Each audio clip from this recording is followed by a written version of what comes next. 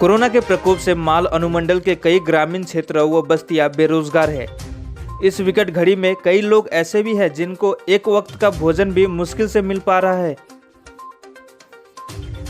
वे काम और भोजन के अभाव में दयनीय स्थिति से गुजर रहे हैं। ऐसे लोगों की सहायता करने के लिए क्वारंटीन छात्र, युवा और Udlabari nature and adventure society के लोगों ने हाथ बढ़ाया। उन्होंने संयुक्त रूप से 5 दिवसीय अभियान शुरू किया, जिसमें आज शुक्रवार से पहला रसोई घर चालू किया गया। इस रसोई के माध्यम से लगभग 400 से 500 लोगों को एक वक्त का भोजन उपलब्ध कराने की कोशिश की जा रही है। संयुक्त उद्यम की ओर से आशिक अली और सोमाऊ सेन गुप्ता ने कहा कि सामुदायिक रसोई में अलग अलग जगहों पर इस काम को जारी रखेंगे।